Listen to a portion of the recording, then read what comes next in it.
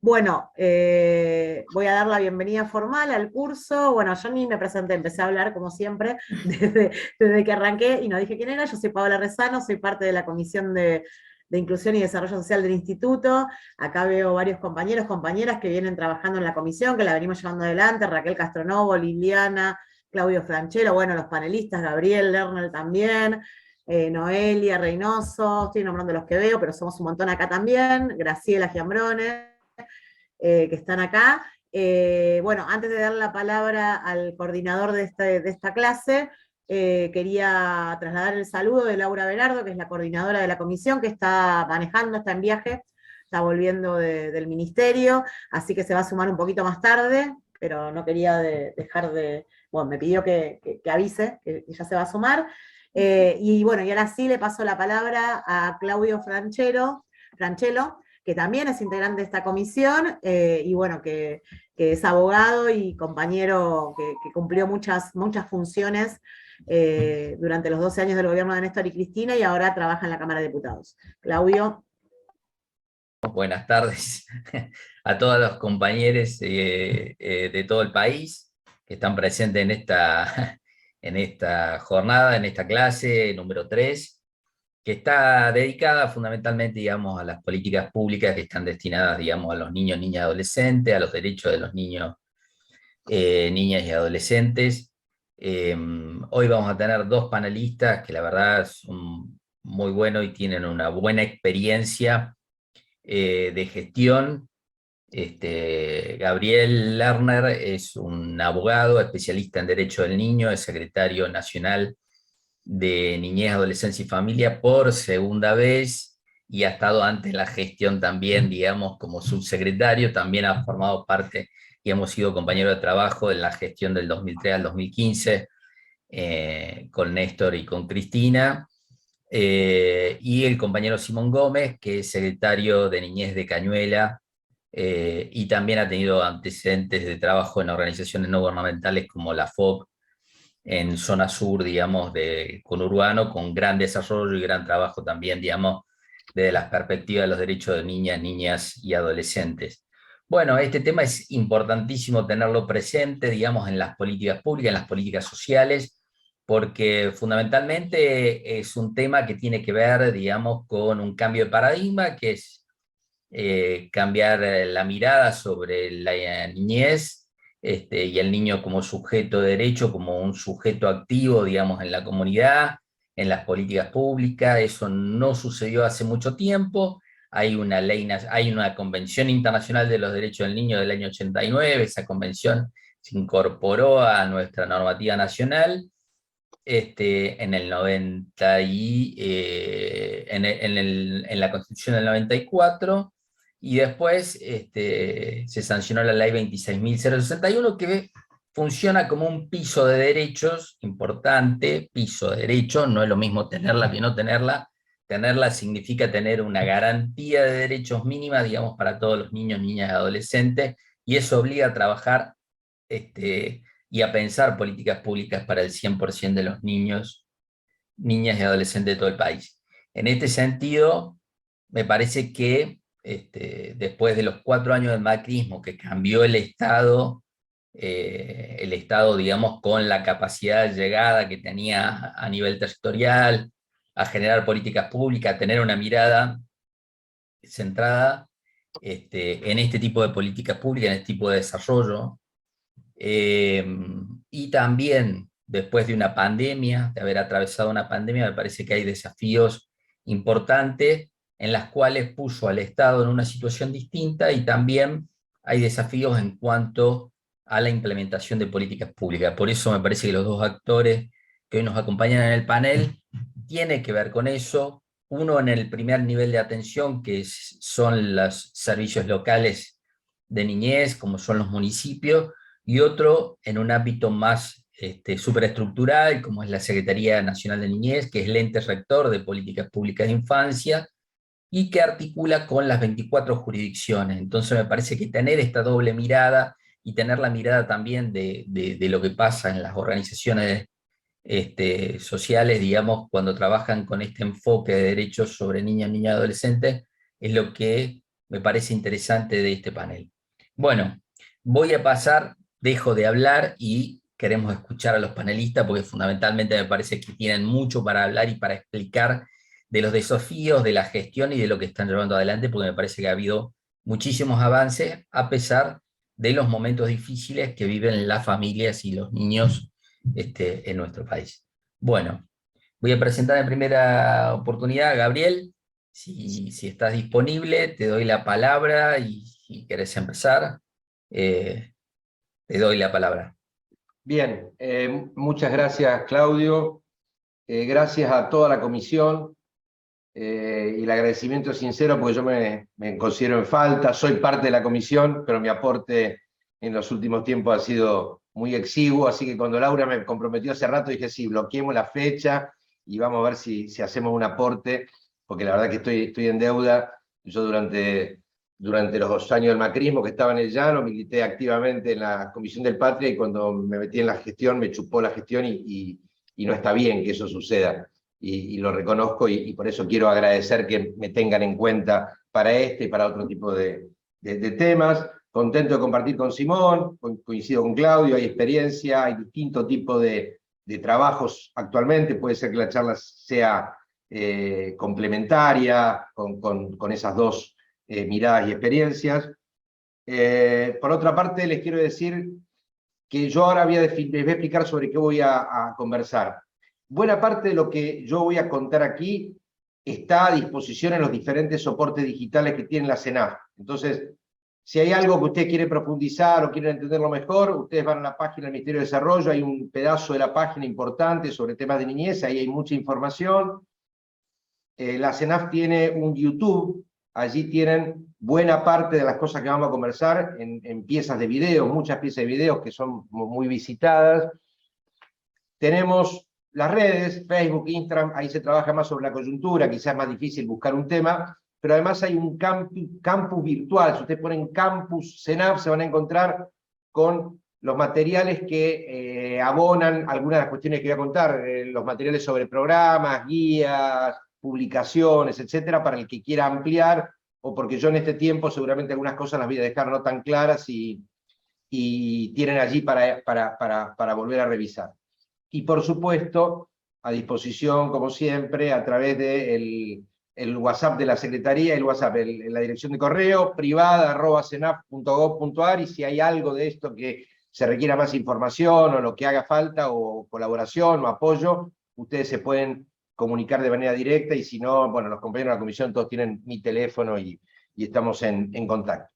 Antes de ir a la cuestión que quiero presentar, una breve reflexión política sobre el tema que se conversaba previamente, y es el tema del que estamos discutiendo todo el tiempo todos. Por ahí Charly García, que ahora en el cuadradito no lo veo, compañero y amigo, decía, bueno, no nos olvidemos de reconocer a otros actores políticos que sin estar con Cristina han tenido una mirada más digna respecto de la defensa de la democracia, la paz social.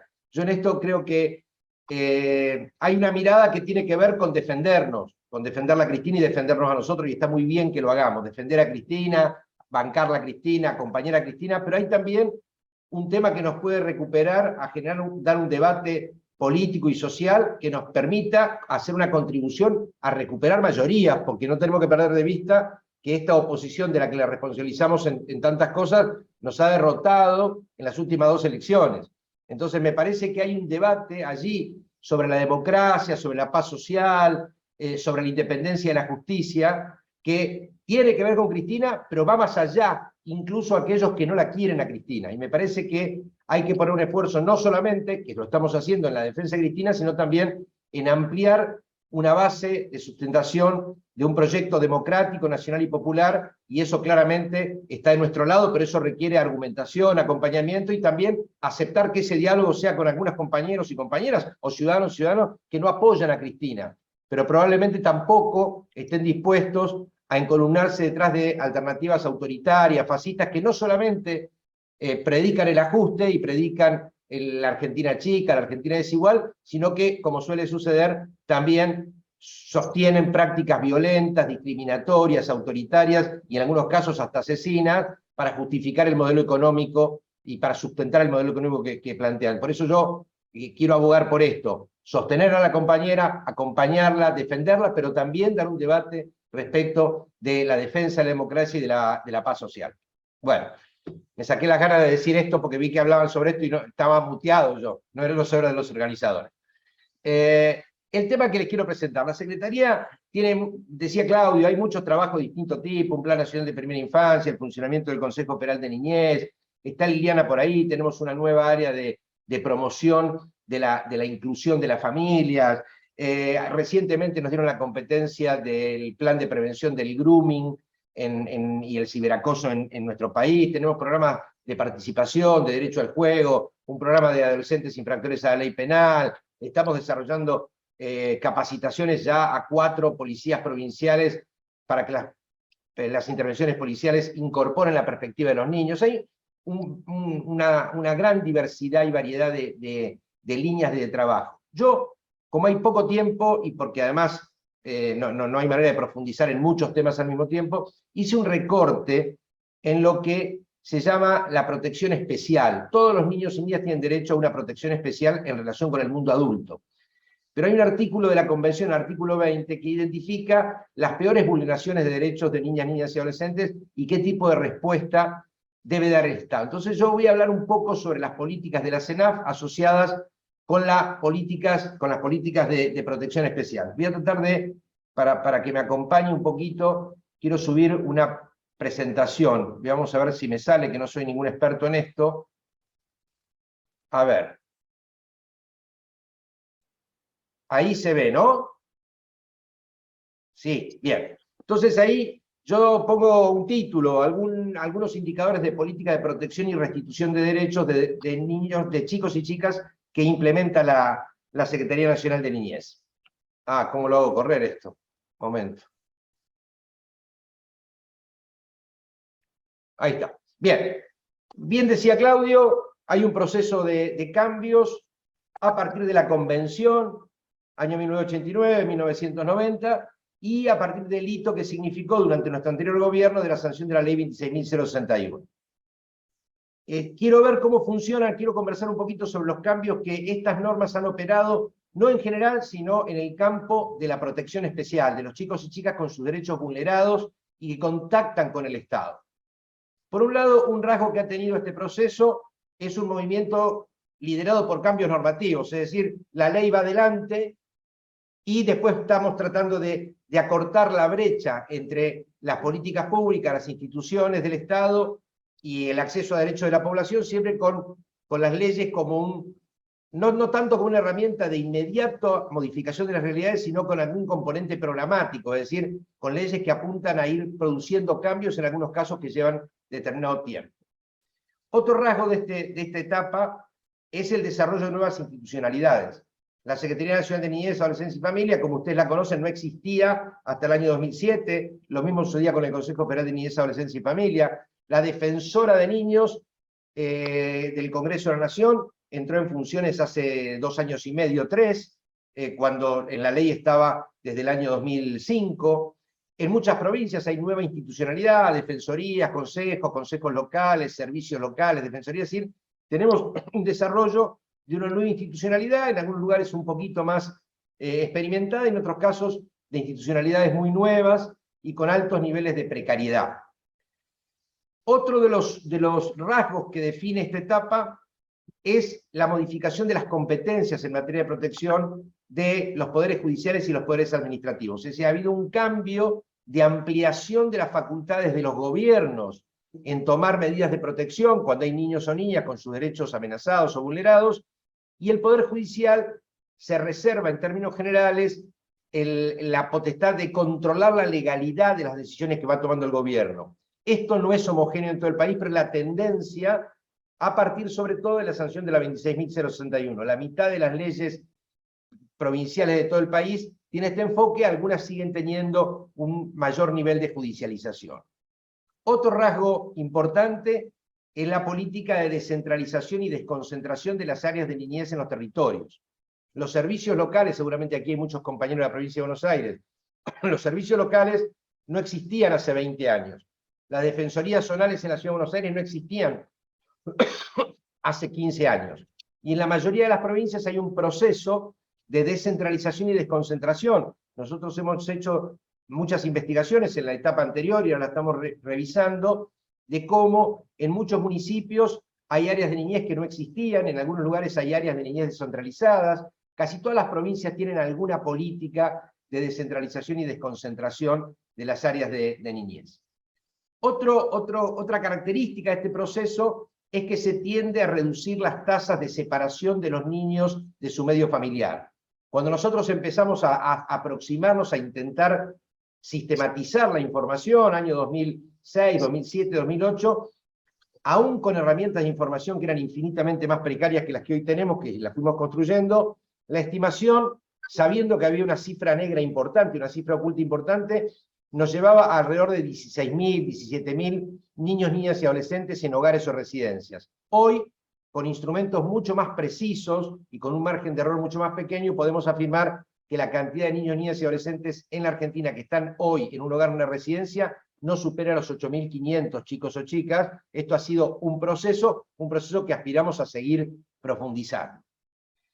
Otro elemento que ha tenido este cambio es incorporar una serie de garantías en los procesos de toma de decisiones. En general, ustedes escuchan hablar del abogado del niño, esto no escuchaba nadie hablar del abogado del niño hace 10 años, ni el derecho a ser escuchado, y si el niño no es escuchado, la nulificación de determinados programas. No quiero decir con esto que las garantías solas resuelven el problema, estoy describiendo un rasgo que hoy tienen los procesos, porque una de las características que tenía el viejo enfoque minoril era un enfoque donde los adultos se autoasignaban el derecho de poder tomar cualquier tipo de decisiones sin escuchar a los niños, sin darle garantías a los niños, las niñas y también la familia, porque ese es un tema muy importante. Estos son algunos de los rasgos, no necesariamente los logros, algunos de los rasgos que muestran este proceso de cambio en el campo que le estoy diciendo.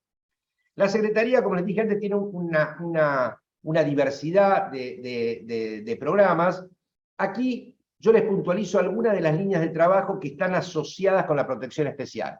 Nosotros tomamos en la gestión del 2019, con 17 provincias que tenían la línea 102, la pandemia nos obligó a mejorar las herramientas de comunicación con las comunidades.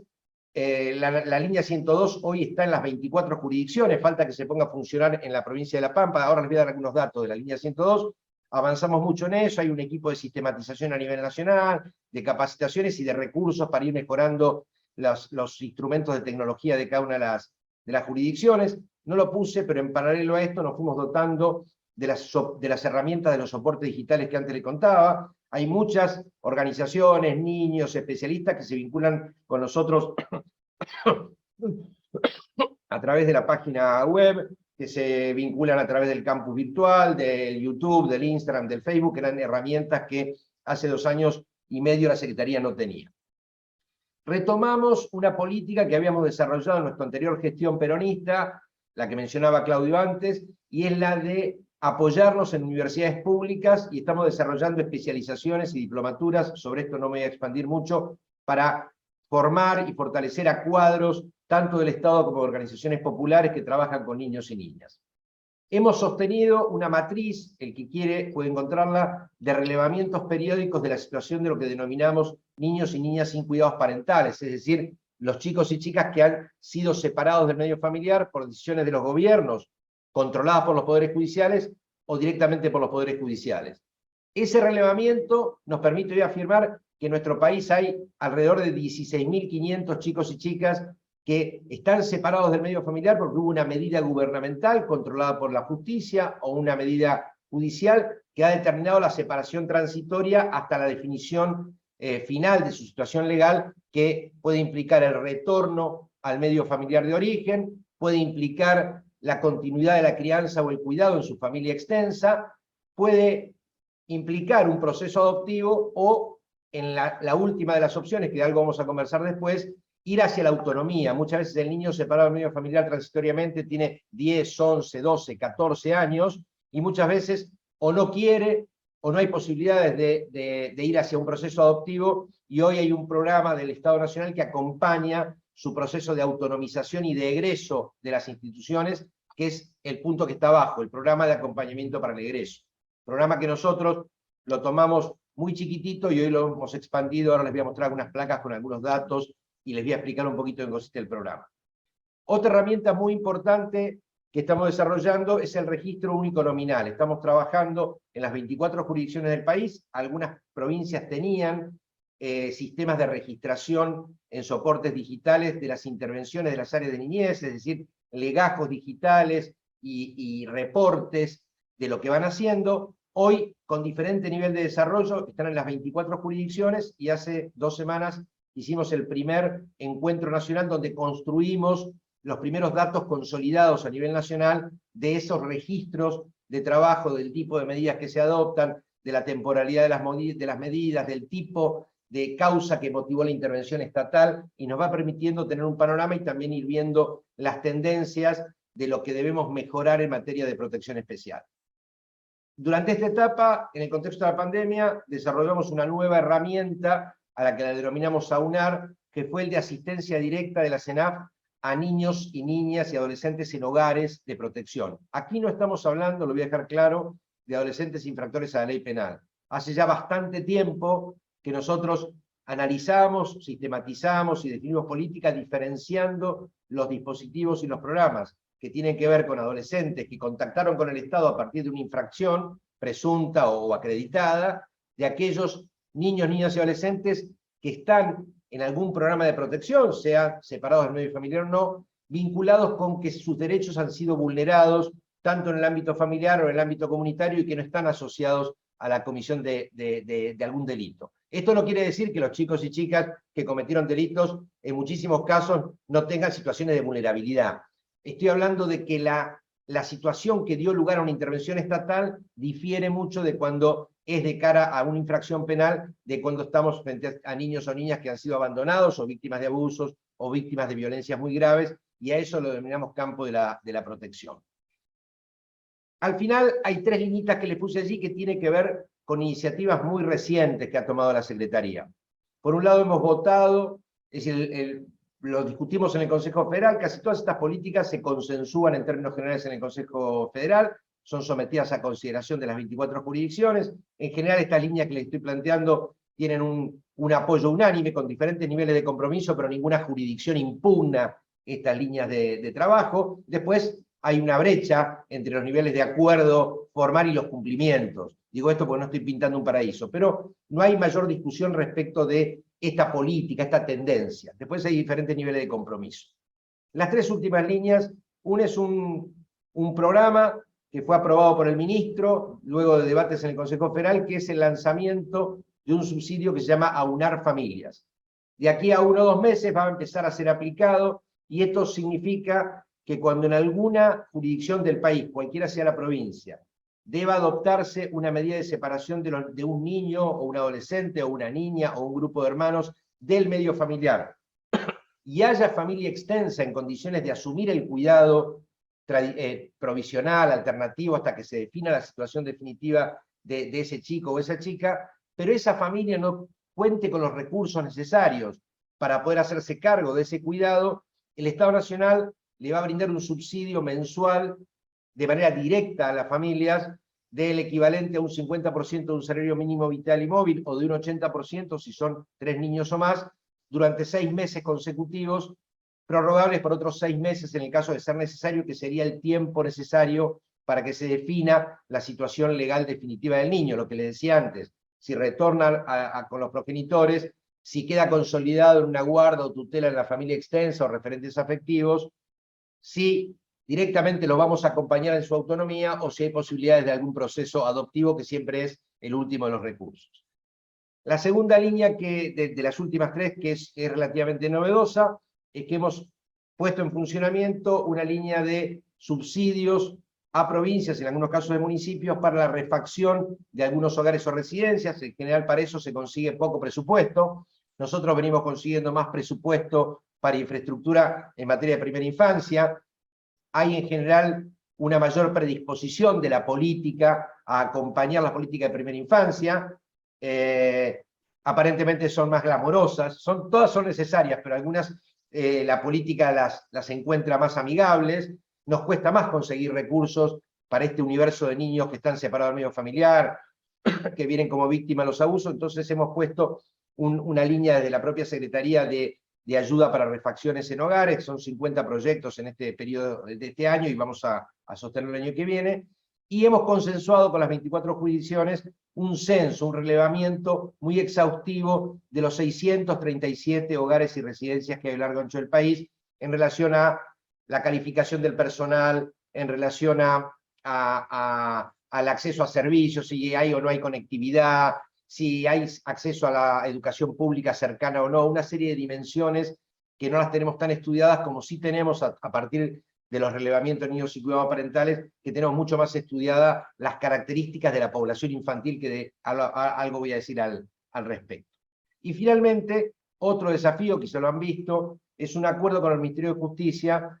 Nosotros hemos venido trabajando un diálogo con los registros de adoptantes de todo el país, con las áreas de niñez, con el Ministerio de Justicia, venimos trabajando hace bastante tiempo, hemos construido una agenda de trabajo, y a partir de la información y la experiencia que hemos acumulado en estos años, hemos entendido que hace falta tratar de modificar en nuestra sociedad lo que se llama disponibilidad adoptiva.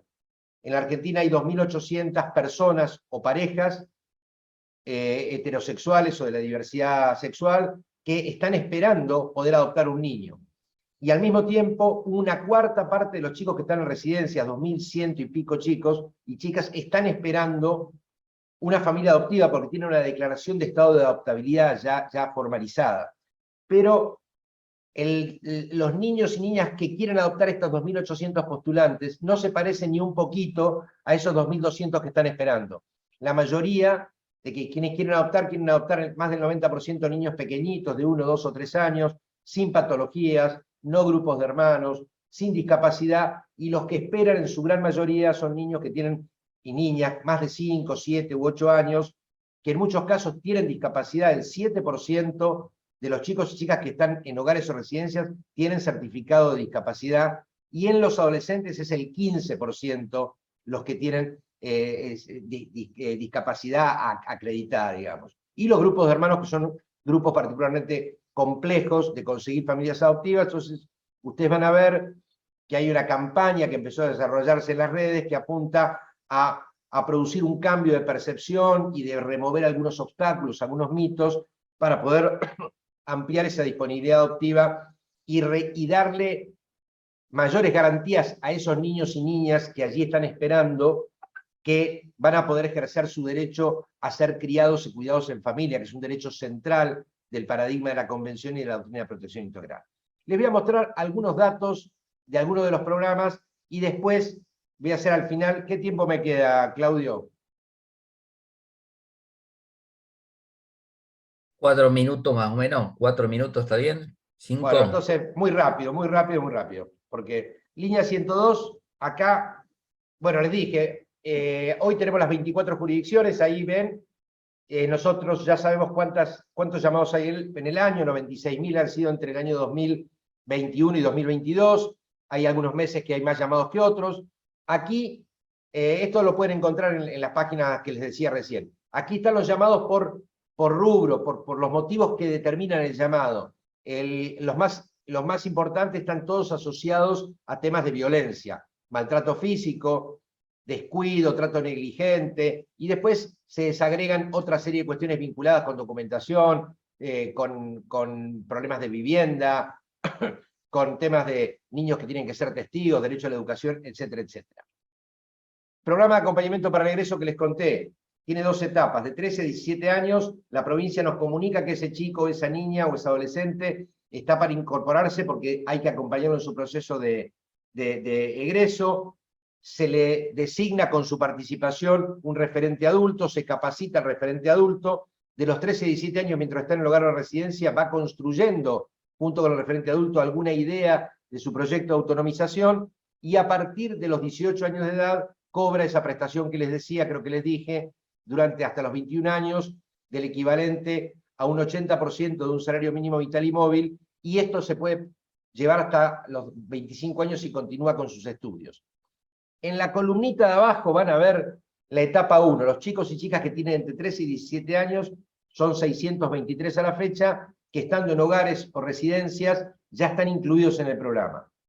Y la línea verde que ven arriba, que dice 1754 al final, son los chicos y chicas ya jóvenes que teniendo 18 años están cobrando hoy la prestación. Prácticamente podemos afirmar que, salvo algunas pequeñas excepciones, hemos universalizado el acceso a esta política. Quiero decir con esto que cuando un chico o una chica sale de un hogar de residencia con 18 años cumplidos, ingresa al PAE. Si ustedes miran la columna, en diciembre del año 2019, cuando tomamos en la gestión, había 200 chicos en la etapa 2 y 0 en la etapa 1. Es decir, la ley venía rigiendo desde el año 2018, pero la expansión de la política pública se dio en este tiempo.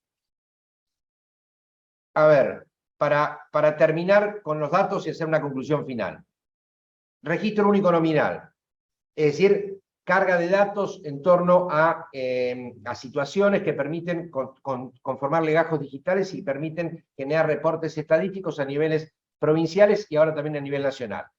La columna violeta que está arriba, que habla de cerca de 70.000 legajos ya puestos en funcionamiento con el sistema de carga digital, están vinculadas con medidas de protección integrales, se llaman, que no implican la separación del niño del medio familiar. El chico que llega y necesita un tratamiento, que necesita un subsidio, que hace falta un acompañamiento familiar.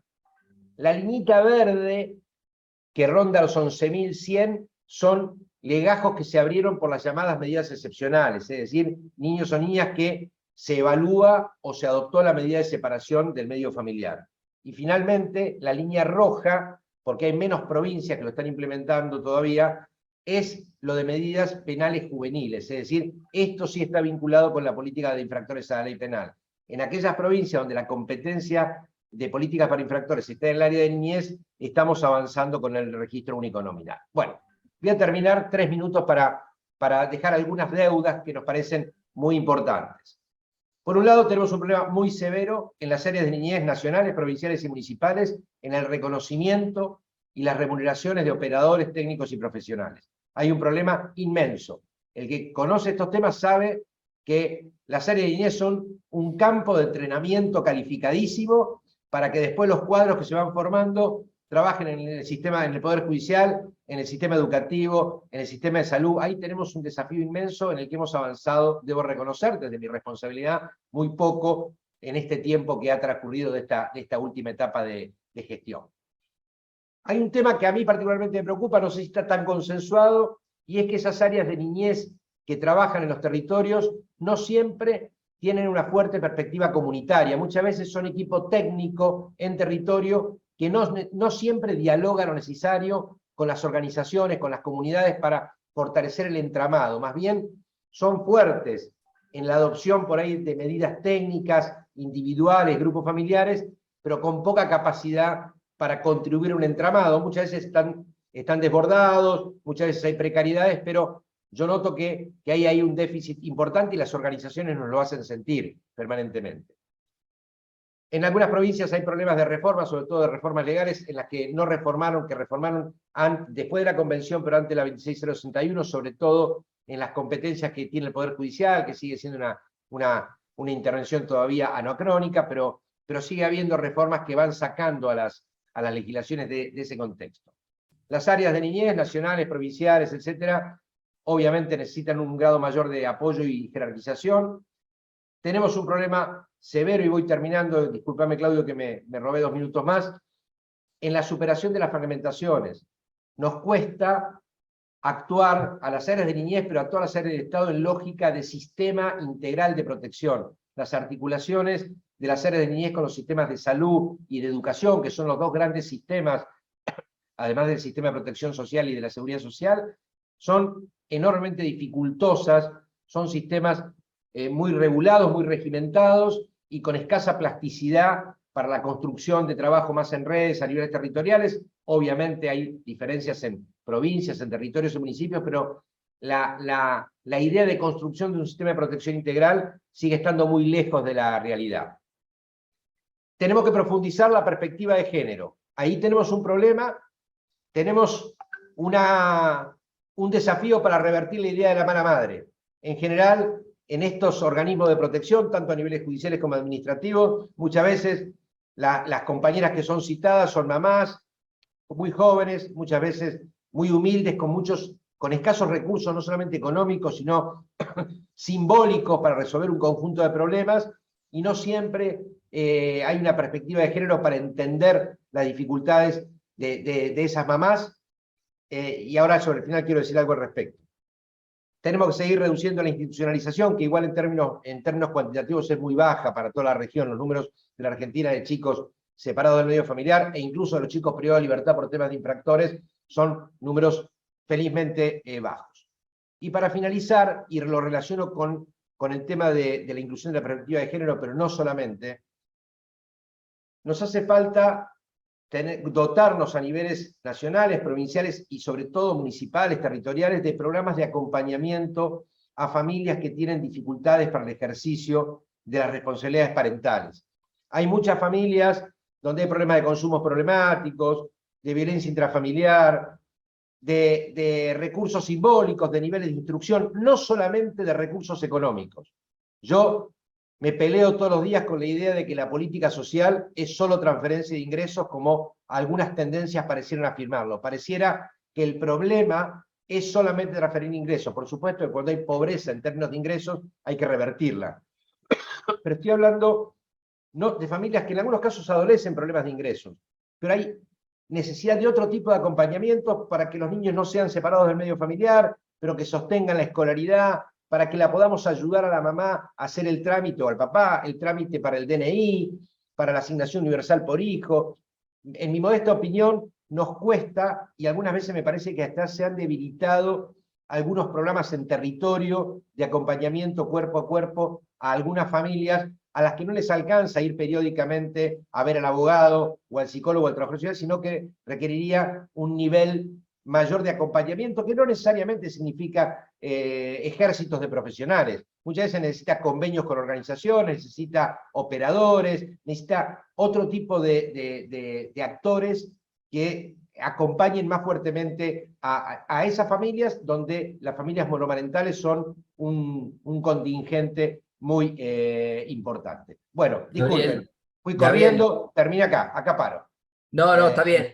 Gabriel, lo que te quería pedir es que comentaras también, porque me parece algo novedoso, que hasta el momento no lo he escuchado, es el tema del consejo consultivo de adolescentes, porque eso me parece que es algo importante que todos conozcan, y porque es algo novedoso y es algo nuevo que ustedes han implementado. Te doy un minuto.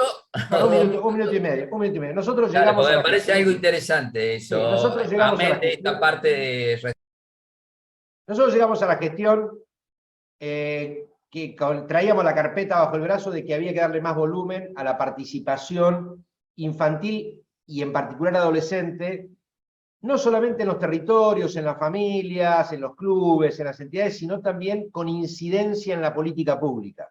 Entonces, felizmente, antes de la pandemia ya habíamos empezado a reunirnos con agrupaciones de chicos y chicas, de adolescentes, con esa idea, y después continuamos a través de la virtualidad dialogando mucho con este tipo de agrupaciones.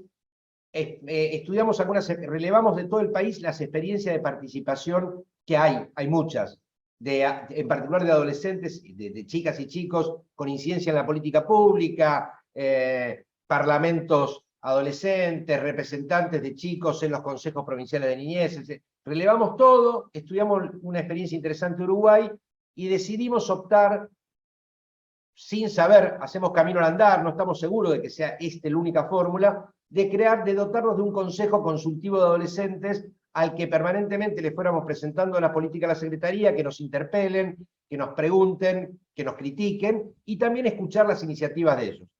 El Consejo Consultivo Adolescente, nosotros hicimos un reglamento, una resolución que yo suscribí, 32 titulares, 16 suplentes, 48 chicos en total, chicos y chicas, tiene que haber el criterio de selección, tiene que incluir chicos y chicas de las 48, de las 24 jurisdicciones, tiene que haber pibes y pibas con discapacidad, tiene que haber diversidad en cuanto a la orientación sexual y obviamente de reconocimiento de la mayor paridad posible de género, pibes y pibas que hayan atravesado hogares, chicos de pueblos originarios, y constituimos de esas agrupaciones de pibes con las que veníamos dialogando un comité de selección.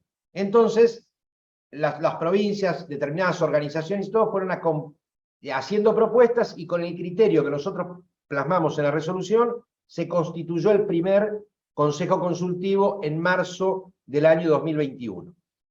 Hubo 4 o 5 reuniones plenarias en soporte virtual, digamos, y pudimos hacer una reunión presencial a fin de año, y vinieron los 48 pibes de todo el país. Por ejemplo, vinieron pibes que están privados de libertad y vinieron acompañados por la gente que se encarga de que la privación de libertad se mantenga. Bueno, hay chicos que vienen de hogares, chicos y chicas que no, que viven con sus familias, y ha sido una experiencia muy interesante porque nos critican mucho, nos dan ideas.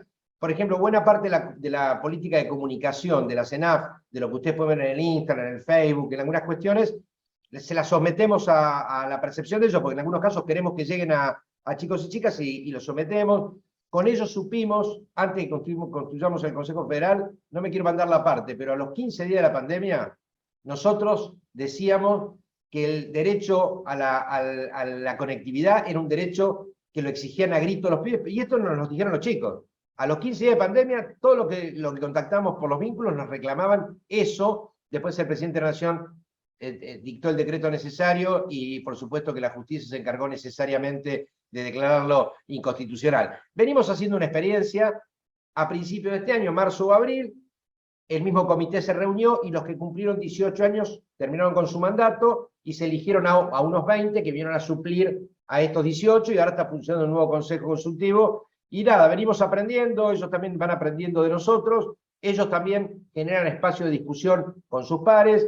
Y para terminar con esto, Claudio, nosotros no estamos impulsando que todo organismo del Estado o todos los niveles, provincial, municipal, tenga que tener un consejo consultivo. Sí estamos predicando que todas las áreas de gobierno que toman decisiones vinculadas con los pibes generen algún cauce institucional para darles participación y escucharlos.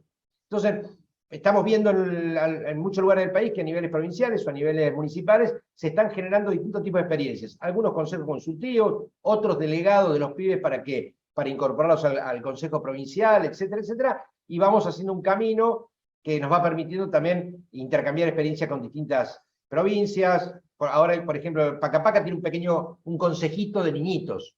Tiene Pacapaca que les comentan cómo ven la situación. El Ministerio de Salud, en su área de salud juvenil y adolescente, tiene un consejo de jóvenes y adolescentes.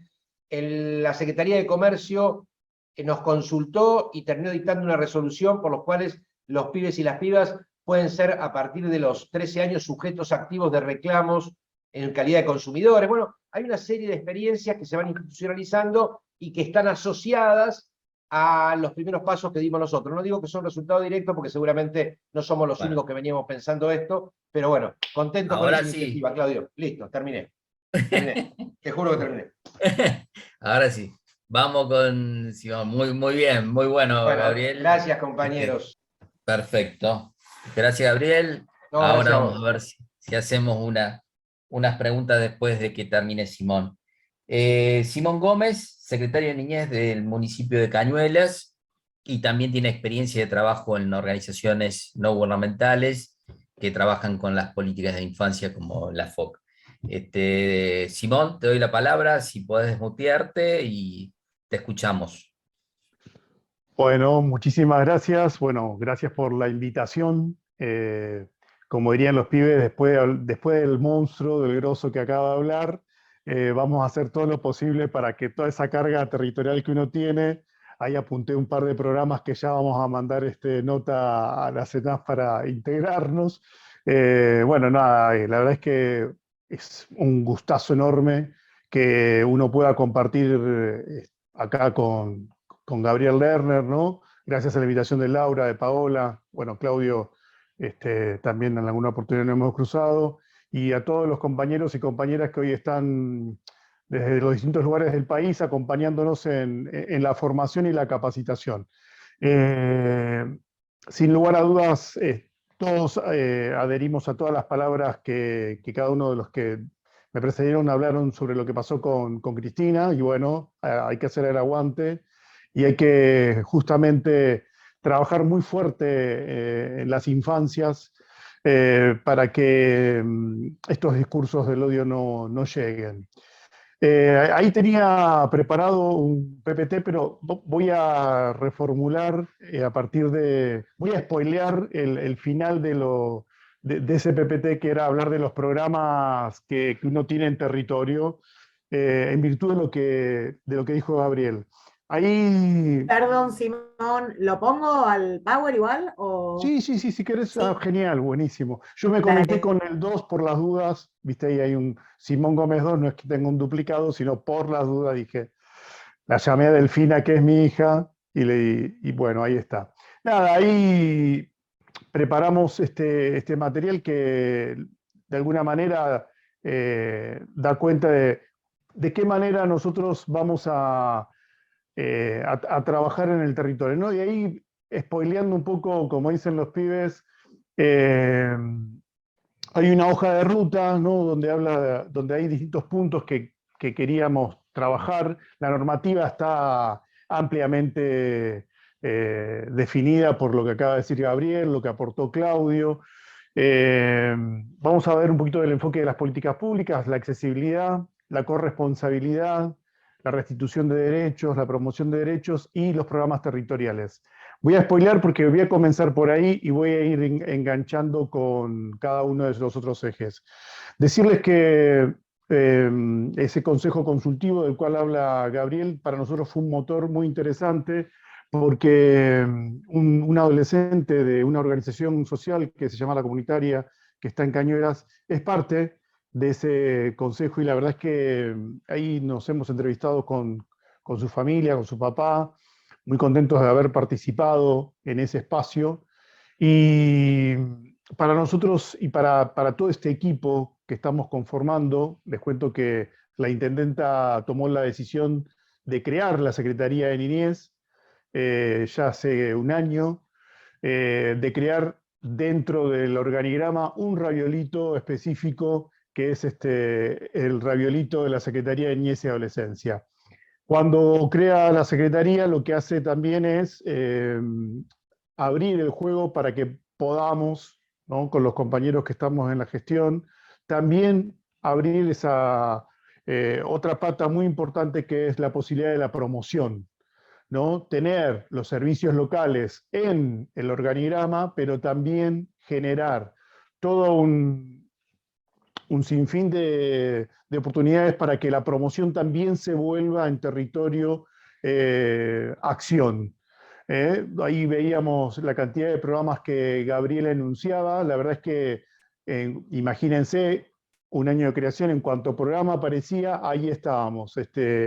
Ahí estamos con el Participamos, que es uno de los programas que tiene la CENAF, que la verdad que para nosotros fue muy, muy importante porque nos permitió comenzar a recorrer el territorio, a dar palabra, voz, a chicos y chicas que, bueno, después de la pandemia no hace falta que diga todo lo que pasó porque todos lo sabemos, pero que también fragmentó, retrajo y que esto posibilitó, digamos, un espacio en las comunidades donde los chicos y chicas puedan expresar, puedan visibilizar su palabra y que siempre nosotros hablamos de abrir el juego, ¿no? Y hacerle lugar a ese otro que llega, a ese recién llegado, sea niño, sea niña, joven, adolescente, y a ese lugar hay que, uno para alojarlo tiene que hacer ese lugar. Y ese programa de Participamos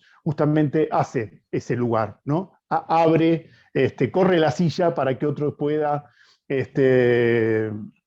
sentarse y de alguna manera problematizar las realidades tan distintas en un territorio como en el que estamos nosotros. Muy rural en algunos lugares y otros muy urbano, ¿no? Porque estamos digamos, Cañuelas sería la puerta de entrada al campo, a la ruralidad, como la conocemos en los libros de Manuel Bonaerense. Bueno, saltó mi edad ahí. Pero, digo, estamos justo en la entrada, ¿eh? El núcleo, tenemos las localidades con sus centros, la ciudad de Cañuelas, y después las localidades. Entonces, de alguna manera, les decía, ese programa para nosotros fue junto con un programa que tiene la provincia de Buenos Aires, que también tiene los fondos de Nación, que es el de Decisión Niñez. Él quería quedar bien, ¿viste, Gabriel? Con provincia, con Nación, ¿viste cómo es esto? Pero la verdad es que ese programa también, de alguna manera, para nosotros fue lo que llamamos los fierros, ¿no? Fue la posibilidad de caminar el territorio con una herramienta que posibilite la participación de los niños, niñas en el territorio a través de una transferencia monetaria para el desarrollo del proyecto. Entonces, Decisión Niñez es un programa que tiene el organismo provincial de niñez. Le voy a contar a los compañeros que están en el país. Nosotros, con la 13298, que es la ley provincial, y el decreto reglamentario 300/05, tenemos un organismo que es el organismo ejecutivo de niños, niñas y adolescentes, que es el que lleva adelante toda la política de niñez y adolescencia en la provincia de Buenos Aires. Justamente con este organismo trabajamos este programa de Decisión Niñez, donde participan chicos y chicas presentando proyectos que tengan que ver con el anclaje en sus comunidades. Bueno, la verdad es que el año pasado tuvimos ahí 12 proyectos, 12 proyectos. Este año ya tenemos relevado cerca de 8 proyectos que se están presentando, y ellos mismos son los que después eligen en una asamblea de qué manera van a representarlos en lo que sería el servicio zonal.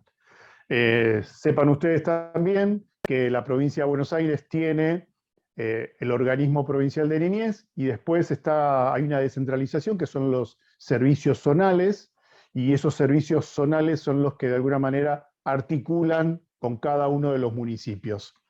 De manera tal de tener esta política, ahí mira, justo,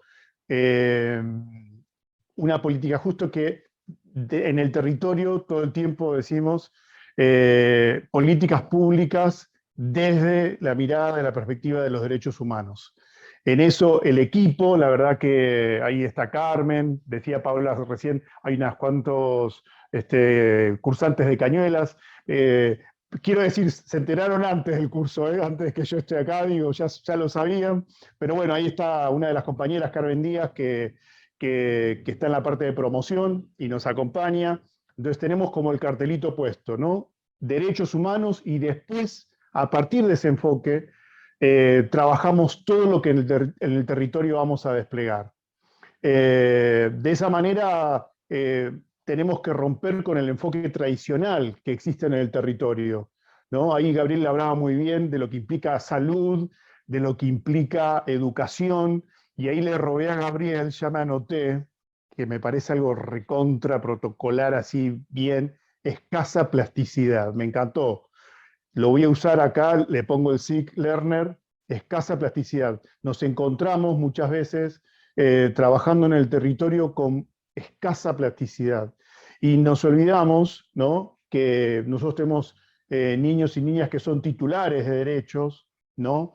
Tenemos, de alguna manera, que poner en funciones lo que significa para nosotros esa perspectiva, y muchas veces necesitamos poner nombre, ¿sí?, a esa perspectiva, y permanentemente, porque hay que militarla, ¿no? Hay que militarla todo el tiempo, porque a veces uno dice, ¿cómo puede ser que yo esté trabajando con esta familia y tenga esa idea meritocrática tan chipeada, ¿no?, como dirían los pibes?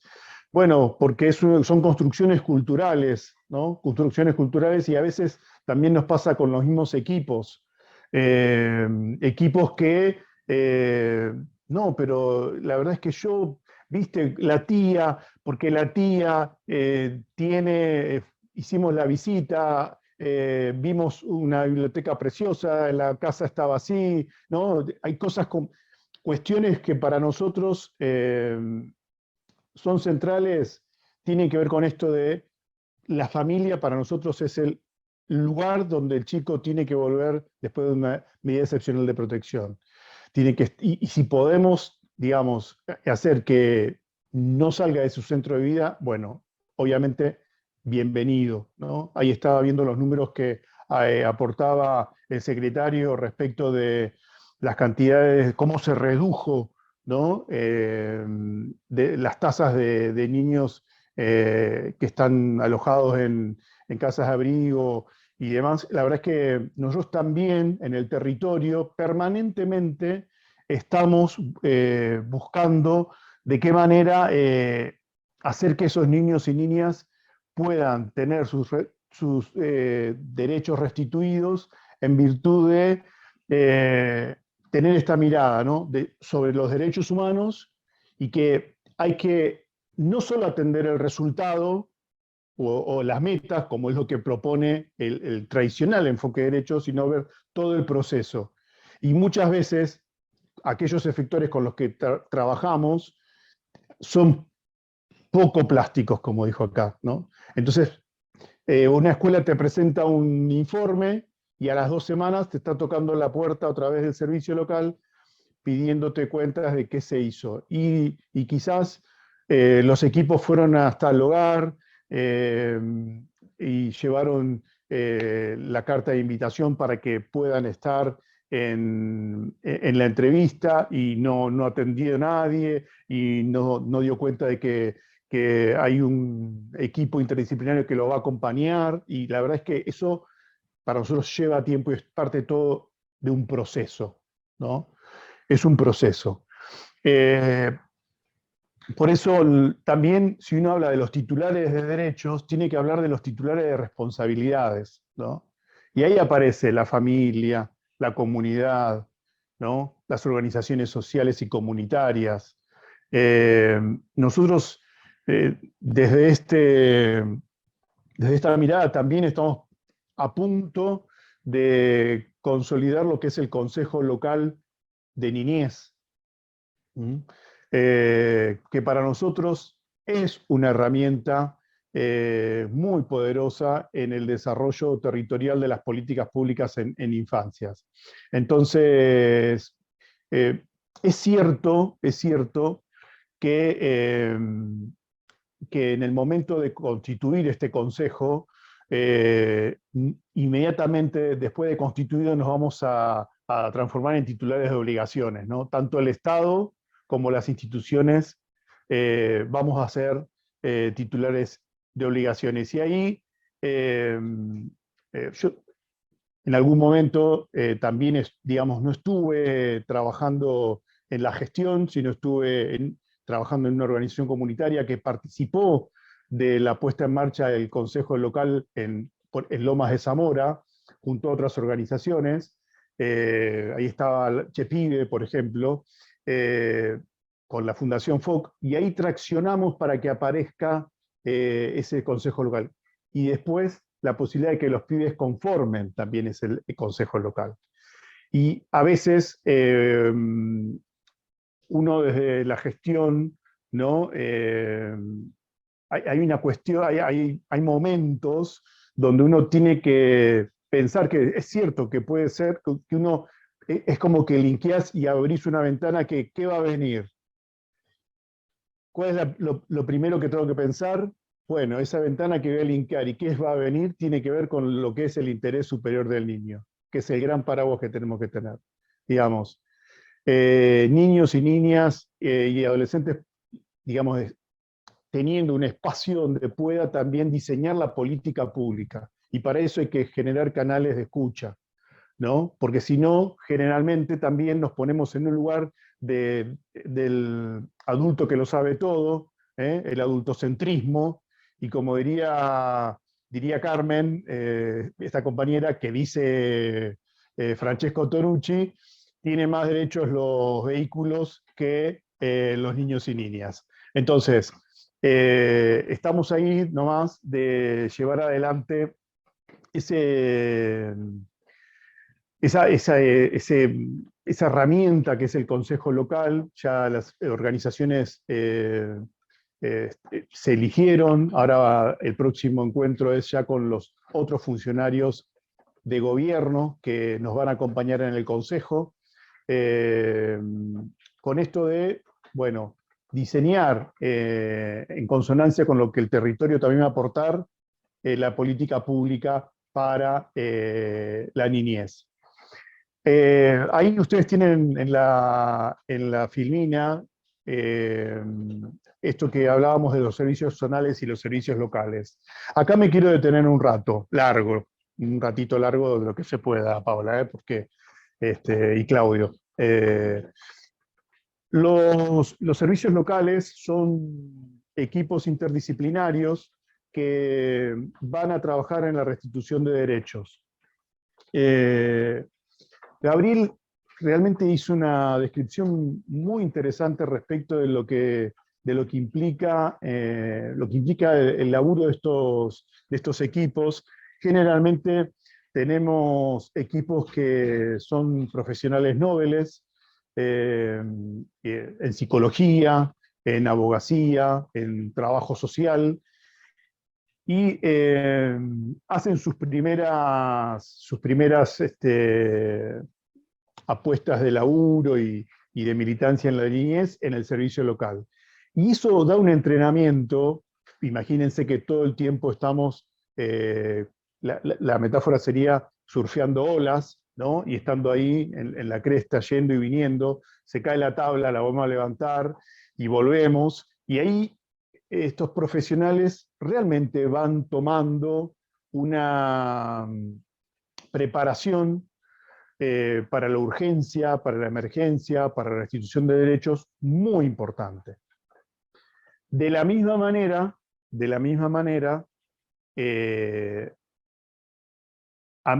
aumenta la profesionalización, ¿sí?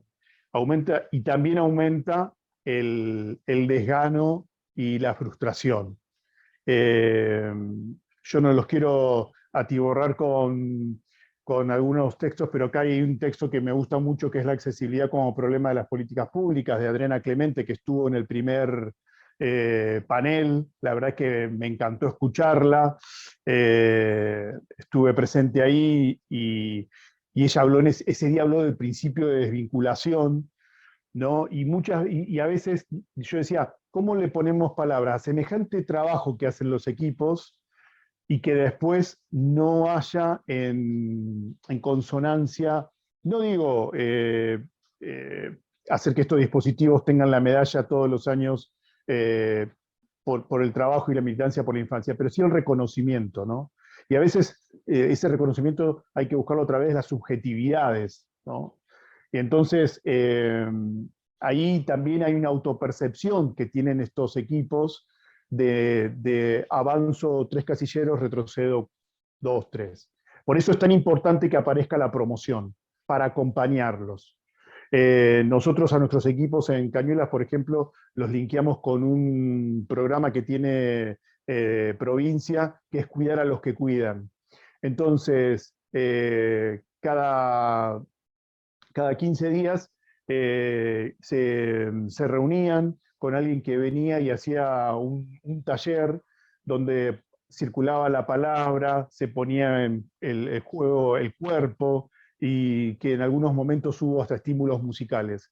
Uno dice, pero con la cantidad de legajos que tenemos, con la cantidad de oficios que llegan, ¿no? Hablando de la justicia, también tenemos que cuidar a los que cuidan, a estos profesionales que también, de alguna manera, hablaba muy bien claramente el secretario sobre la remuneración y ese reconocimiento, ¿no?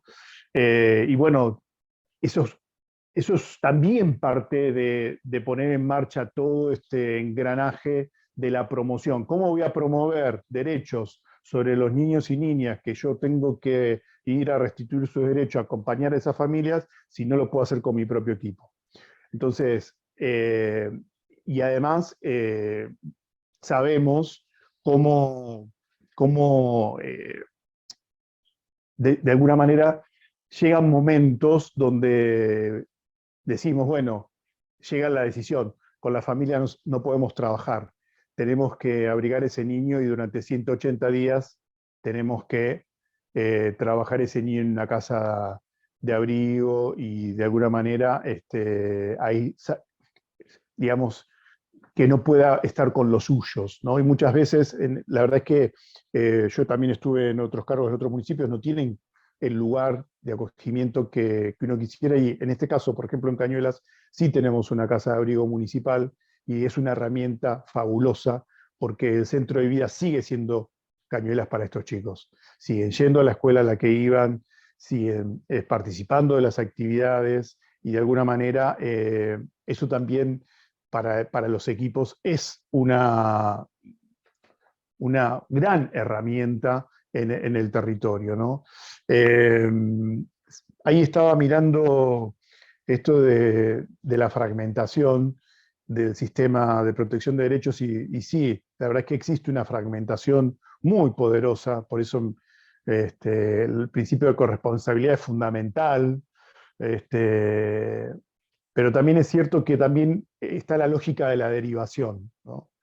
Y muchas veces el servicio local tiene, se siente que se deriva. En realidad nosotros queremos articular.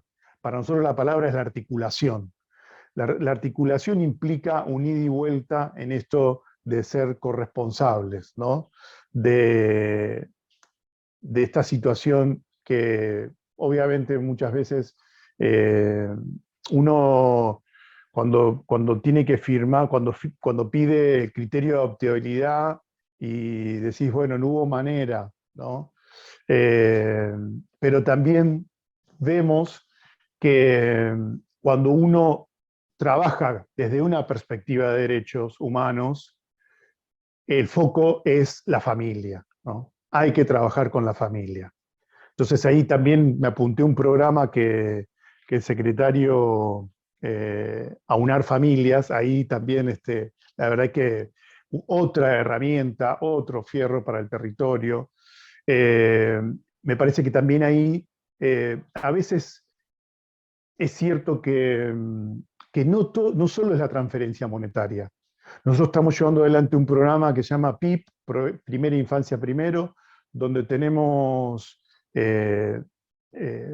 profesionales que van durante 20 semanas a los hogares que el servicio local nos facilitó la información y que de alguna manera necesitan acompañamiento, que tiene que ver con esto que decía Gabriel, ¿no? A veces no es solamente la cuestión económica y esto de la pobreza, sino esta cuestión que tiene que ver con los recursos simbólicos, con la posibilidad de los adultos de ejercer el cuidado parental, ¿no? Y ahí estamos en un proceso de acompañamiento a las familias a través de la lectura, a través del juego. Ahí también podemos linkear el día 28 de mayo, el día del juego, hicimos un salir a jugar, porque ahí también logramos linkear con CENAF. Era un día horrible, frío, y voy a cometer un sincericidio acá, Claudio, Gabriel, Paola. Yo le digo al equipo de promoción, pero ¿por qué no ponemos un pelotero? Simón, esto es salir a jugar, ¿no? Y yo que vengo del palo, digo, pero ¿vieron cómo es la gestión? No, acá vamos a llamar a los pibes que vengan a jugar, que tomen la calle, ¿no? En esto que dice Francesco Tonucci, que sea la calle de los pibes. Imagínense, cortamos la tarde de un sábado en el pueblo, yo dije todo, ya me imaginaba las redes, cortaron 4 cuadras para que jueguen, y de repente con el frío apareció la bici, apareció el patín, los pibes dibujando en la vereda del gomero de enfrente de la secretaría, y yo dije, el otro día ya veo lo que va a pasar, porque se imagina, ¿no? Nada. Tuvimos muchísimos chicos y chicas ejerciendo su derecho al juego como lo hacíamos nosotros en algún momento. Y ahí también estamos trabajando fuerte desde la Secretaría para que los chicos y chicas puedan llevar adelante este derecho, que es el derecho a jugar libremente, ¿no? Saliendo de esta mirada adultocéntrica, y que tenemos que hacer siempre una reflexión sobre nuestra práctica, porque por eso hay que escuchar al pibe, urgente. Ellos te marcan el camino, ellos van delineando la trayectoria, ¿no? oídos, orejas, todos los sentidos puestos en todo lo que estos pibes y pibas tienen para decir. Esa autonomía progresiva, exactamente. La Simón, participación. Simón, podemos ir redondeando así, Buenísimo. ¿puede ser? Sí, cómo no. Eh, Decirles que ahí les dejo un PowerPoint que habla también de la accesibilidad, ¿no? Y va a ir también un material de lectura. Con respecto a la accesibilidad, hay un plano que es el plano conceptual y un plano institucional, que tiene que ver con el territorio. Yo ahí pongo ese primer mostrador, porque muchas veces tenemos que trabajar con situaciones desde ahí, desde la urgencia, la emergencia, eso que nosotros cuando hacemos la validación, bueno, ¿qué riesgo? ¿Cuál es el riesgo? Moderado, y es gravísimo, grave, y hay que actuar ya. Ahí también le dejo algunos desafíos que tienen que tener las instituciones desde lo comunitario. Coincido absolutamente con esto que tiene que ver con buscar la perspectiva comunitaria. La verdad que ahí, Gabriel, coincido absolutamente, pero también es un problema en la formación. Hay un problema muy fuerte en la formación, en los diseños curriculares, en las cajas curriculares de los profesionales que llegan a nuestros espacios. Tanto la perspectiva comunitaria como la perspectiva de género, tiene que ver con la formación. Por eso, la verdad es que agradezco muchísimo este espacio, que lo tomo como un reconocimiento para todo el laburo que hacemos con todo el equipo de laburo que tenemos. En su gran mayoría les digo que el cupo en género está, como ya casi les digo, en 99,1. Pero la verdad es que todas profesionales, militantes de la infancia. No se puede trabajar en este ámbito si no se milita la infancia, la niñez y todo esto que nosotros decimos. Una de las cosas que también pregonamos no es para adelante, es ahora, es ya, es hoy. Por eso es necesario que nosotros desde el territorio podamos tener toda esta cantidad de herramientas que brinda tanto la CENAF como el Organismo Provincial de Niñez. Más nuestros programas también municipales, ¿no? Que también los tenemos en articulación con desarrollo, con género, con salud y demás. Y muchísimas gracias. Simón, si querés, mira, muy clara tu exposición, digamos, desde la perspectiva del primer nivel de acceso al sistema de protección y también, digamos, en el desafío este de tener que pensar políticas públicas desde la demanda concreta, desde la cercanía de un territorio, ¿no? No sé si querés agregar algo más con respecto a este desafío de trabajar el territorio cotidiano día a día, como una última reflexión chiquita y cerramos. Bueno, creemos, como te decía, que en los territorios hace falta que para visibilizar eh, las niñeces, yo creo que en todos los órganos, acá ya veo todo el cuerpo de todas las regiones, va a decir Simón, otro raviolito más, pero yo creo que para visibilizar toda la política pública en infancia hace falta que tenga rango de secretaría en todos los municipios. Porque los que estamos en política pública sabemos lo que es ir a tocar la puerta de Hacienda, o cuando baja un programa, como la rendición del programa. Digo,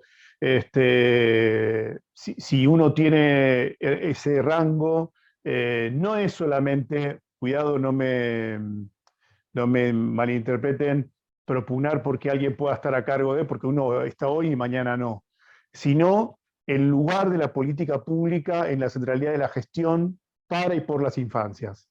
Entonces, me parece que ahí hay que trabajar y seguir trabajando en algunas tensiones, por ejemplo, la tensión de cuidar y enseñar, porque cuando enseñamos cuidamos y cuando cuidamos también enseñamos, y esas son tensiones que en el territorio uno puede develar, y yo creo que hay que seguir laburando en eso, ¿no? La verdad que me parece que esas serían dos cuestiones. Si me quedo en el tintero es porque estoy muy feliz de poder haber compartido esto con ustedes, porque es el laburo de muchas compañeras que nos están acompañando en la gestión, tanto sea en la organización comunitaria como en la gestión en el municipio. Así que, Claudio, muchas gracias. Bueno, perfecto. Muchísimas gracias tanto a Gabriel como a Simón. Me parece que las exposiciones han sido muy claras, nos han dejado claro, digamos, los desafíos de gestión que tienen por delante y lo que vienen aportando, digamos, en el campo de la infancia, en todas las modificaciones. Por supuesto, que siempre falta, digamos, en estos desafíos y en este tipo de políticas, que son políticas nuevas, digamos. Pensemos que hasta hace poco tiempo, digamos, los municipios solamente hacían alumbrado, barrido y limpieza y no habían incorporado este tipo de políticas públicas. Y por otro lado, digamos, el desafío de generar una nueva institucionalidad, como decía Gabriel, que dio paso, digamos, a poder abrir otros campos de trabajo más transversal, digamos, en todo el Estado nacional, provincial, digamos, en pos de garantizar los derechos de los niños, niñas y adolescentes. Si a ustedes les parece, pasamos a la segunda parte, que es el taller, así no tenemos poco tiempo, digamos, para trabajar. Está mi compañera Gabriela Tosoroli, que va a coordinar esta parte del taller. Y a los expositores, si tienen otras ocupaciones, los liberamos, y si no, pueden esperar, digamos, el resultado del taller. Desde ya, muchas gracias. Claudio, Sí, yo Gabriel. no me voy a poder quedar. Estuve leyendo Bueno. los aportes del chat y los tengo muy presentes, y agradecerles mucho por la atención, y me encantó lo de Simón también. Me parece que lo voy a invitar para que sacamos de gira juntos. Bueno, muchas gracias a todos, compañeros. Muchas gracias. Me pareció que estuvo lindo, y los felicito por la convocatoria. Gracias, Gabriel. Bueno, ¿qué tal? Bueno, buenas noches. Gracias nuevamente, Gabriel y Simón. Antes que, digamos, las consignas con las cuales van a trabajar en cada una de las comisiones, de los subgrupos, sí está relacionado todos los aportes que fueron surgiendo en el chat. Hubo más que nada reflexiones que las comparto brevemente porque tienen que ver, pareciera que hubiera estado armado, pero bueno, tienen que ver con las preguntas que justamente vamos a plantearles como consignas para el debate por comisiones. Se hablaba mucho de integrar la comunidad al Estado y no delegar las funciones, y ahí también había una compañera que planteaba que la corresponsabilidad permite diferentes miradas, pero que no se puede corresponsabilizar porque hay un Estado que es el que debe hacerse cargo. Luego hablaban del enfoque de derechos, contemplando que existen conflictos entre la subjetividad de los derechos, concientizar la necesidad de trabajar con las familias, el ejercicio de los cuidados, no castigar a las familias que están teniendo dificultades en el abordaje de la crianza de sus hijos, el derecho al juego y la empatía, el volver al territorio. Dicho esto, nosotros pensamos 3 preguntas disparadoras que puedan servir también para este debate, y que después, cuando retomemos a la instancia plenaria, podamos brevemente socializar las conclusiones para poder justamente dar un cierre a la clase de hoy. Una de las primeras preguntas apunta básicamente a pensar la pandemia y cómo la pandemia, vinculada primero a una situación pandémica en términos más sociales, económicos o políticos durante las políticas del macrismo, y luego, digamos, la pandemia sanitaria puntualmente, cómo esto fue afectando en el campo de las niñeces y de las juventudes el abordaje con justamente estos sujetos, y también las realidades de nuestros niños, niñas y adolescentes en sus territorios y con sus familias. Les vamos a pedir, como primera consigna, que entonces puedan tomar 2 políticas públicas prioritarias en función de la exposición de Gabriel, de lo que también agregó Simón, que sean post pandemia, post gobierno macrista y post pandemia, digamos, sanitaria, porque también tienen más que ver con la reactivación del Estado retomando el trabajo territorial en este último tiempo, vinculadas a mejorar desde esas dos políticas públicas las desigualdades en la cuestión de los derechos de los niños, niñas y adolescentes, y el campo de las juventudes. Otra de las consignas, que sería la número 2, es pedirles que puedan también identificar las principales problemáticas que hoy nos encontramos en los territorios y que van obstaculizando el pleno ejercicio y goce de los derechos integrales de nuestros niños, niñas y adolescentes, de las niñeces y de las adolescencias. Y la última, vinculado a esto que salía en relación a la familia y a los cuidados integrales, es un aporte que nos deja Gabriel para sumar al debate qué debería hacerse desde el Estado para acompañar a las familias en relación al acceso a derechos y a los cuidados integrales en la crianza de los niños, niñas y adolescentes, principalmente también pensando en la primera infancia. Así que las vuelvo a repetir, estas 3 preguntas disparadoras para el debate, así ya podemos pasar a los subgrupos, a las comisiones. La primera tiene que ver con identificar 2 políticas públicas prioritarias, pueden ser locales, en el ámbito municipal, provincial o nacional, post pandemia, en donde se trabaje desde esa política pública las mejoras para combatir las desigualdades vinculado al acceso a derechos de niñeces y adolescencias. La segunda pregunta es identificar las principales problemáticas que obstaculizan hoy en los territorios en donde estamos trabajando el acceso, el pleno goce del ejercicio de los derechos integrales de las niñeces y adolescencias. Y la última, ¿qué debería hacerse desde el Estado para acompañar a las familias en relación al acceso a derechos y al cuidado integral en la crianza de las niñeces y adolescencias? Esas son las 3 preguntas disparadoras, las 2 primeras tienen mucho que ver, mucha correlación entre sí, la tercera está más vinculada a pensar cómo el Estado trabaja con las familias.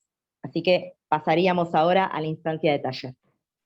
Bueno, aprovecho para comentarles que más allá de las consignas de estos 3 disparadores que hemos indicado hacia los distintos grupos, comisiones, para que pudieran debatir en función también de la introducción de ambos panelistas, les vamos a estar dejando en el Patria Virtual, en la plataforma, con relación a esta clase número 3, una consigna disparadora que va a ser propositiva, que tiene que ver justamente con pensar una propuesta en relación a una política pública, a través de algún programa, vinculado a la temática que consideren en función también de lo que fue saliendo en la clase de hoy, que es prioritario, para que puedan volcarla y ahí poder iniciar en el foro de intercambio justamente una ampliación de lo que ya se estuvo charlando. Bueno, dado que el tiempo es tirano y nos queda muy poco, ahí con Claudio vamos a tratar de sintetizar lo que fuimos más o menos escuchando en las comisiones. Yo estuve en algunas comisiones y a la vez quienes estaban coordinando los talleres nos fueron aportando algunas cuestiones que fueron surgiendo en relación a la situación de las problemáticas comunes que también tuvieron que ver con la pandemia, puntualmente, educación como campo temático en la escuela, como ordenador en la vida cotidiana de nuestros pibes y pibas.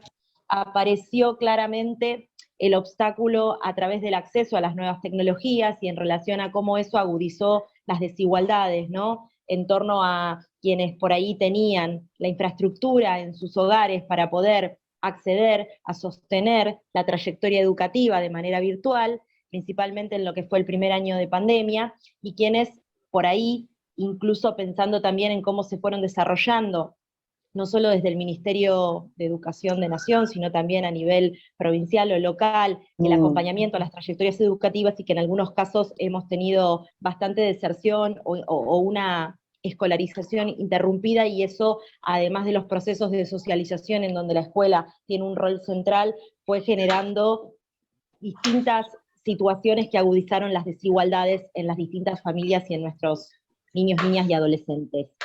Eso fue algo que salió en varias comisiones vinculado al tema de la educación.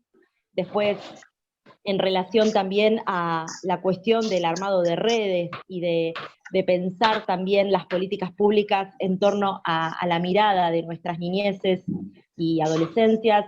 Se planteaba que es necesario reflexionar, corriéndonos de este adultocentrismo, y poder pensar en escuchar e interpelarnos como adultos y adultas en torno a las nuevas niñeces y a las nuevas juventudes, a lo que traen nuestros pibes y pibas hoy en relación a que tienen otras formas de entender, digamos, de desarrollar la socialización, de entender, digamos, la vida en la familia, en la comunidad, en relacionarse socialmente con las y los demás, y que eso es importante que podamos ahí darle voz y protagonismo, no solamente escucha, sino también capacidad de decisión en relación a estas nuevas formas de entender las relaciones sociales, la vida en comunidad, en función de lo que nos traen estas niñeces y juventudes de hoy, post pandemia, ¿no? Para poder, junto con ellas, pensar así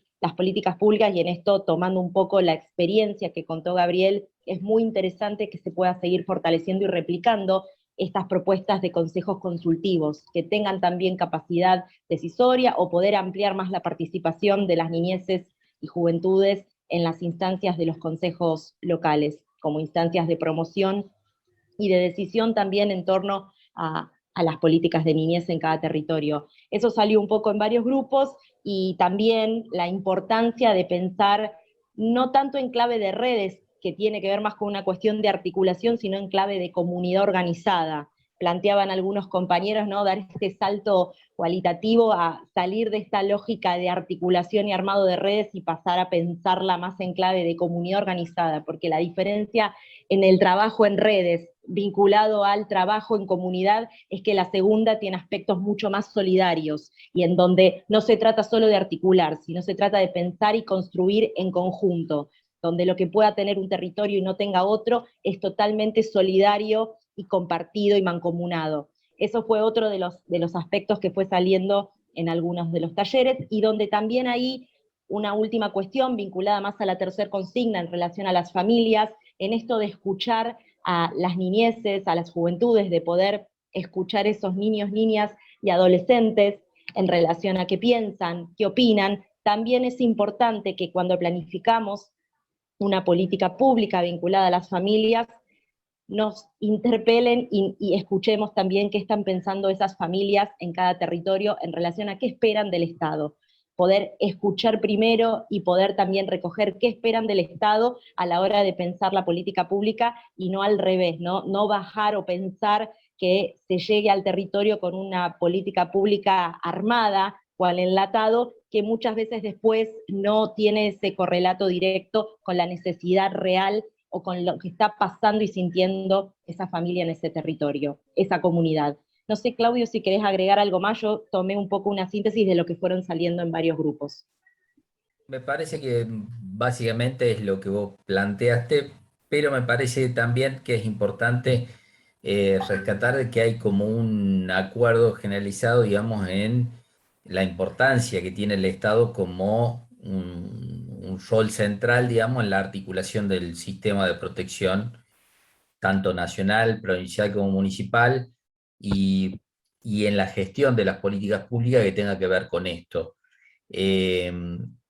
Por otro lado, me parece que sí, que hay una dificultad, por lo menos que se ve en la articulación con otro sistema, con el sistema educativo y el sistema de protección o el sistema de salud, en esos compartimentos estancos, digamos, a nivel local o nacional, y en ese sentido, digamos, la dificultad que hay de generar una política pública en ese sentido, que esté vinculado, digamos, a la niñez. Por otro lado, me pareció interesante que la mayoría rescataba este tema del derecho a ser oído del niño, o de la escucha, de los espacios de escucha, como algo fundamental a tener en cuenta en el diseño de las políticas públicas o en la incidencia de la política pública, a través de distintos mecanismos, y eso me pareció importante.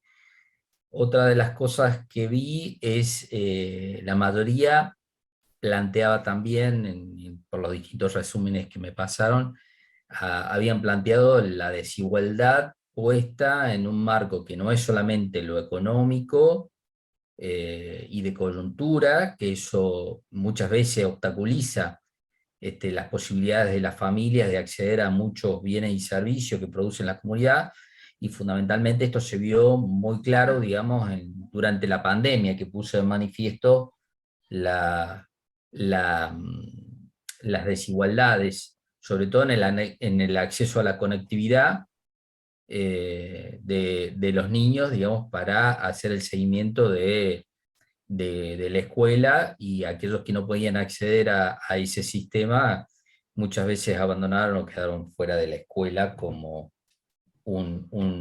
una posibilidad de incorporarse, digamos, a un espacio donde los niños tienen que transitar, digamos, y que se provoca también otra, otra desigualdad importante ahí. Así que básicamente después la dificultad en los distintos niveles de atención en cuanto a la dispersión del sistema de salud, sobre todo algunas cuestiones que tienen que ver con la salud mental, post pandemia, sobre todo, digamos, en los niños, y dificultades de acceso, digamos, a este tipo de recursos en distintos lugares. Otra de las cuestiones que surgió, digamos, es un enfoque intercultural de las distintas realidades de las infancias o de la adolescencia en distintos lugares del país, y para la implementación de políticas públicas que tengan que ver con el fortalecimiento familiar o de niños, o de garantías de derechos de niños, también incorporar este enfoque intercultural que muchas veces no está presente, digamos, por ahí en el diseño de las políticas públicas. Fundamentalmente esto es lo que he tomado. No sé si hay algo más o alguien quiere hacer algún aporte más. Ahí había un común denominador que entendemos que tiene que ver mucho con lo post-pandemia, que es básicamente recuperar el territorio. Eso fue algo que salió de común denominador en la mayoría de los grupos. Ahí estaba releyendo algunos resúmenes que quienes coordinaban las comisiones nos fueron planteando, y en ese sentido, digamos, el recuperar el territorio tiene básicamente que ver con el Estado presente en cada territorio, tejiendo redes y armando comunidad organizada. Y algo que me pareció interesante rescatar, que salió en un grupo, que si bien es real que tiene que haber áreas de niñez a través de estos organismos de protección que específicamente puedan trabajar con aquellas niñeces y adolescencias más vulnerables en cuanto a la restitución de derecho, sí se planteaba la necesidad de que los órganos de niñez, digamos, quienes son el organismo político rector de las políticas de niñez en cada territorio,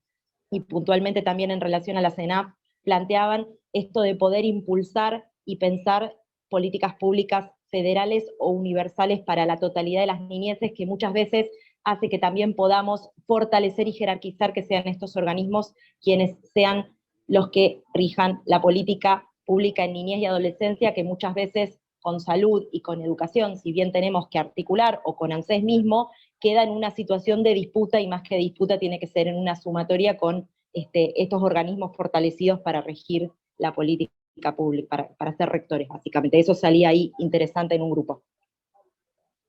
Bueno, no sé si alguien más quiere plantear algo. Ahí creo que una compañera, Moira, quería tomar la palabra, pero estamos ya cerrando. No sé si... Estamos ya cerrando, perdón, que corte, pero ya son las 8, disculpen, y bueno, quedaron acá algunos y algunas. Yo les quería, bueno, entiendo que capaz que el tiempo es corto en los talleres, obviamente es un Zoom, a veces es también pesado sostener una conexión. Hoy aparte creo que en casi una gran parte del país, porque me mandaron mensajes que en muchos lados está la tormenta como la que estamos transitando ahora, por lo menos por conurbano, bonaerense. No, yo los quería, bueno, primero aportar que va a estar abierto, creo que lo dijo Gaby antes de ir a los talleres, el foro de debate dentro del aula virtual, a los que los invitamos a sumarse. entrando a aulavirtual.com.ar, no, perdón, ahora les pongo bien porque no es aula virtual. ¿Cómo, Mari, te acordás? Patria virtual. Patria Virtual, ahí está. patriavirtual.com.ar, ahí está la bibliografía de todas las clases, y va a estar habilitado a partir de mañana el foro de esta clase, con el cual Gaby y Claudio van a estar interactuando con ustedes, y va a haber una consigna y orientadora para que podamos participar, digo, por si quedó ahí ganas, o algunas comisiones no pudieron terminar de hacer la síntesis. Y yo, para terminar nada más, bueno, agradecerles a todos, a todas, a los panelistas de lujo que tuvimos hoy, a y el coordinador de lujo que también tuvimos hoy, a Claudio y a Gaby, y recordarles que el jueves que viene es la última clase de este curso, el jueves 15, que, como dije al principio, sobre el título es Ingreso Universal, Trabajo y Distribución de la Riqueza. Vamos a contar con las exposiciones de Daniel Arroyo, diputado nacional, de Diego Rivas, que es asesor legislativo y trabaja el tema, y de Coco Garfarini, integrante de la Tupac Amaru, de la agrupación Tupac Amaru, así que va a estar súper interesante. La clase va a ser las dos modalidades, tanto virtual para los y las que estén lejos, en alguna provincia o en el interior de Buenos Aires, y al resto los y las esperamos en el Instituto Patria, que va a estar abierto desde las 5:30, como el Zoom también, para que vengan a hacerlo presencial. Luego de la clase que viene, los vamos a estar convocando seguramente vía mail o mensajito de WhatsApp para el día de la entrega de los certificados. Así que eso, para que se agenden. Sí, ¿quién está? Gaby. Se sube una encuesta luego y le vamos a pedir que la completen, ¿sí? Tal cual, en el aula virtual, al final del curso, va a haber una encuesta que ahí Tati es la que la sistematiza, y le vamos a pedir que la contesten porque eso nos sirve para mejorar, perfeccionar, ampliar estos cursos que Una pregunta chiquitita, te quiero preguntar María. a dónde me tengo que dirigir para hacer algunas preguntas que necesito hacer.